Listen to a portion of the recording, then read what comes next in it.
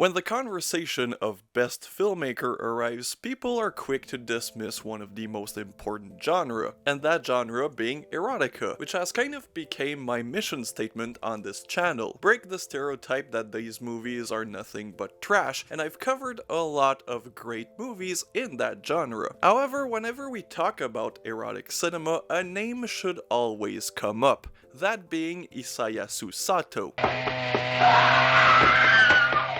A very prolific filmmaker who's been working since the 1980s. However, if you've never heard of him, that's probably because he works in a very niche subgenre. And if you know about Sato, well, this is just a reminder for you to go check out more of his movies. But yeah, the subgenre he was most known for was pinku films, which were these low-budget erotic films that were made for specific pinku theaters. The positive of that, and the positive to a lot of erotica cinema, is that basically the producers didn't care as long as he hit specific beats, which is similar to what happened in the 70s with the Ruffies movement in America. However, nothing American really compares to Sato's work. The films he created in that very free genre kind of became legendary. New viewers often ask themselves, who's supposed to touch themselves to this? Which is an appropriate question when talking about Sato, because most of his films deal with very serious topics. Loneliness, depression, incest, and they all have this very nihilistic feel. And just to open a parenthesis, erotic nihilism is probably my favorite kind of erotica. 死にたいってことか。生きたいさ。でもさ、それって限りなく死の方へ走っていくことだろう。 That intro was just to say that whenever you watch a Sato movie, you know it's a Sato movie, which kind of makes him an auteur de la filth. 人間の体からどのくらい血がなくなると死ぬか知ってる? I'm not claiming to be an expert on Sato, this is why I didn't make this a whole complicated video, because I have another director that I need to highlight in a complicated video. However, I have left links in the descriptions to podcasts with people who actually know a lot about Sato and who have seen more films than I did. By the way, this video is possibly gonna be censored a lot, so if you want to see this uncensored or you just want to support me, I'll have my Patreon linked in the description.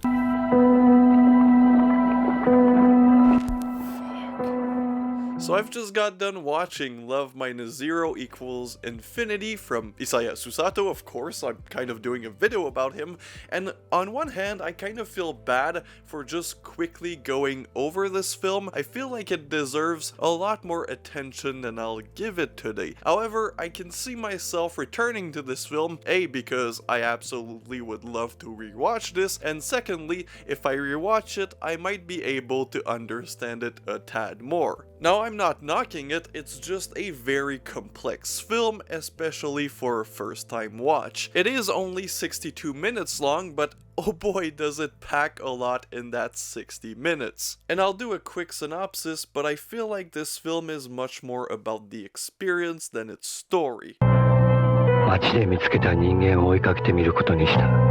Our main character is a young man who just moved to Tokyo. He moved there because his last relationship didn't work. His ex-girlfriend left with another man, which kind of left him depressed. In Tokyo, he doesn't find a job and finds himself just walking around the city, kind of being alienated by the entire thing. There he follows people that he calls unidentified followed objects, which are basically just these other alienated people that he follows around. And that path will lead him to meet a bunch of other people like him. One of them, a woman who he follows because he's hired by her husband, kind of becomes an obsession for him. And that is one of the aspects of the film which there are many aspects of this film, but one of my favorite is the relationship between our alienated character and our alienated women. On paper, the woman is a successful doctor, but it's not always about how somebody looks on the outside. She is clearly a damaged person, and she might be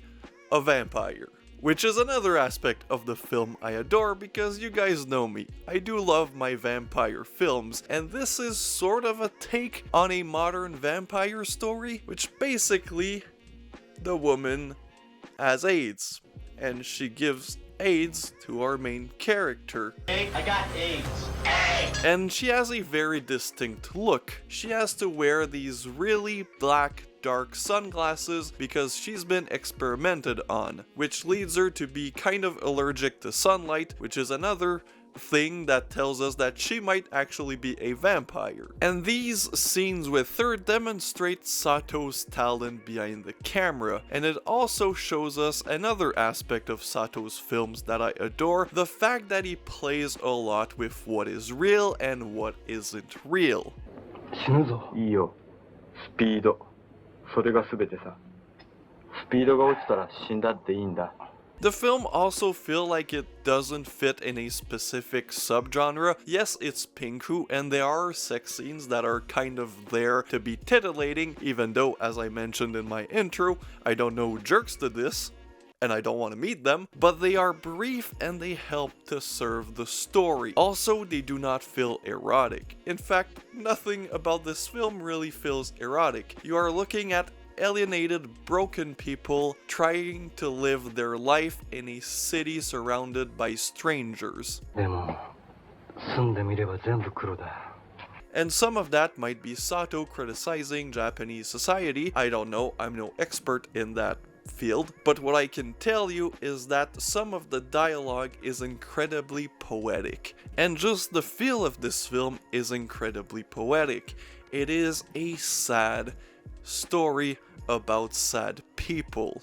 Every character in this deals with loneliness in their own way, which is kind of also an interesting point where a lot of these lonely people meet each other, but they always feel like they're far from one another. Something else that is more prevalent in other Sato films like Rewind, but it's in here for a brief moment, it's this usage of video, you know, like VHS, and Sato's kind of not fear but anxiety towards technology, and anytime I see Sato use video in one of his film, I am always reminded of the quote, and I don't remember who said it, it's been a while, but the old saying that film is a lie and video is reality. So for me, whenever Sato uses video, it kind of feels like he's telling the audience the reality that's happening in the film. So my conclusion on Love Minus Zero Equals Infinity is it's a masterpiece. Now, there is a elephant in the room, and that is that Sato's movies are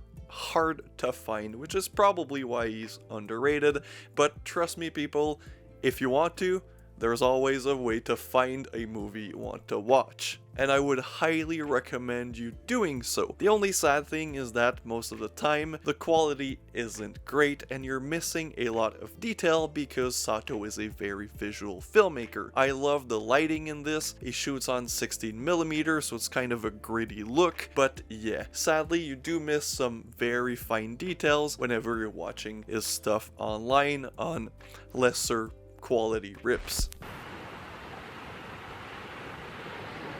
Look who decided to join me. She hasn't been in a video in a minute. Say hi.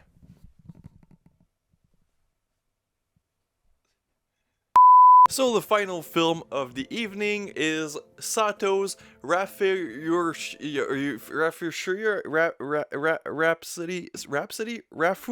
Ria, which is the name of a flower apparently. It came out in 1995 and it's quite a change from the last movie I talked about because it's a comedy made by Sato.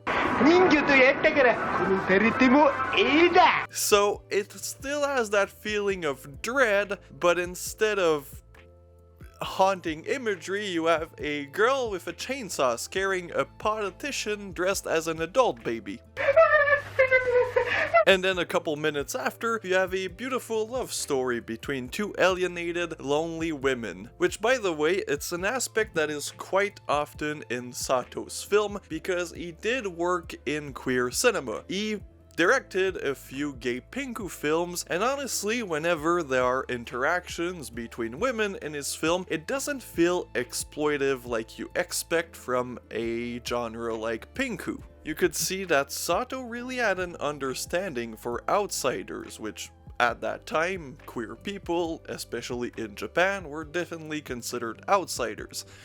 Some cases in Japan they still are, which is sad, but hey, Sato found a market, and he made some great films in that market. 子供ができない分お料理で頑張ろうってわけね。感心感心。 But yeah, Rafu Ria is a comedy, and it feels also like a fairy tale. In fact, it has a lot of similarities with classical fairy tales, like the famous Cinderella thing. Is it Cinderella where they put the shoe on? Probably. I'm not a Disney adult. I don't know my classic Disney movies. But yeah, it has a lot in common with fairy tales. We follow Elissa, who is this girl on an island who lives alone with her father. And another aspect of this film, a lot of incest. Like, a concerning amount of it. And she wants to see what's on the other side of the sea, but of course her father doesn't want to know. He's too protective and also in love with her, kind of. I don't know, they have sex in like the first scene. It's what the fuck, Sato? And then you meet the other characters of this film, which is also people in a dysfunctional family, but this time in a city. And the characters are a woman, a man, they're married, and the man's mother, who's really concerned about them not having kids yet, even though they've been married for 5 years, which is normal for, you know, your mother to be like, oh, reproduce, and you have to explain to her that, well, mom, I can't really reproduce with my own hand. Then the mother asks for details that no mother should ask, and she gets turned on, and then the wife of the guy gets turned on, which kind of turns into the mom of the guy touching him over his pants, and then the lady touching herself over her pants. Again, incest. Sato just really liked incest. Then Elissa swims in the sea, and the first thing she encounters in the other side of the sea are a group of homeless men who will, you know, and they think she's a mermaid. As you can see, this is a very dark comedy. Think of it in the same way as you do with Visitor Q from Takashi Miike. They have a lot of similarities in which they deal with the theme of dysfunctional families and incest. This video is gonna get demonetized again because I've said incest like 5 times already. We also learn that the mom isn't what she appears to be. She has this little hobby where she provides people for politicians with weird fetishes. One of them is Elissa, who is found by this gangster type who brings her into the city, and as I've mentioned, gives her a chainsaw, and then she goes into a room with a politician dressed as an adult baby. Comedy ensues. And then after that, the film still has comedic aspects, but it just really turns into this adventure of self-discovery from Elissa's part.